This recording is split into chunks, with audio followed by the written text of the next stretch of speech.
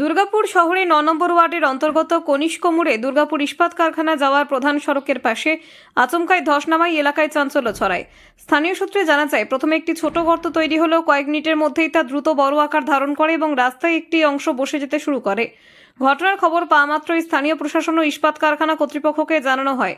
উল্লেখ্য, এর আগে সেকেন্ডারি মোড় এবং CR দাস কনিষ্ক সংলগ্ন এলাকায় বড় ধরনের ধসের ঘটনা ঘটেছিল। ফলে নতুন করে একই ধরনের ঘটনা ঘটায় স্বাভাবিকভাবেই আতঙ্কিত হয়ে পড়েছেন স্থানীয় বাসিন্দারা। খবর পেয়ে দ্রুত ঘটনাস্থলে পৌঁছায় দুর্গাপুর থানার পুলিশ এবং ইস্পাত সংস্থার আধিকারিকরা।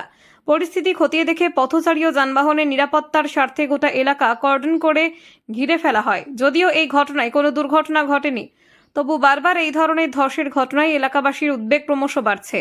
স্থানীয়দের দাবি, দ্রুত স্থায়ী সমাধানের ব্যবস্থা না করলে ভবিষ্যতে বড় ধরনের বিপদের আশঙ্কা থেকে যাবে।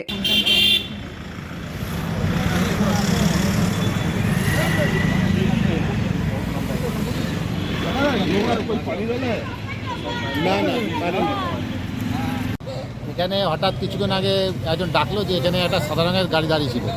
যে গাড়িটা যেই পেরিয়ে গেল, তারপরে দেখছি এখানে একটা ছোটো গর্ত। যে গর্তটার দিকে যখনই মুখ বাড়িয়ে দেখছি, তখন দেখছি ভেতরটা পুরো একদম অনেকটা জুড়ে ওই জায়গাটা পুরো গর্তটা হয়ে রয়েছে।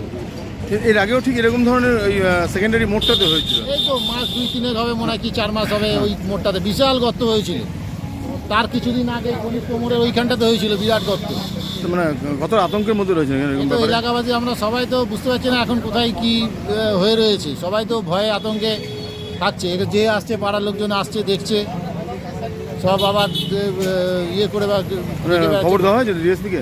ডিএসপিকে খবর মনে হয় পৌঁছেছে, তো এখন পর্যন্ত কেউ তো আসেনি। এখানে ইমিডিয়েট কিছু একটা যদি ব্যবস্থা না করলে এবার হয়তো কেউ তো জানে না, চট করে বড় 4 চাকা বা ভারী গাড়ি কোনো আছে, তাহলে এখানে কিন্তু ঢুকে যেতে পারে। আপনার নাম? যা দেখে আমার নাম সঞ্জয়।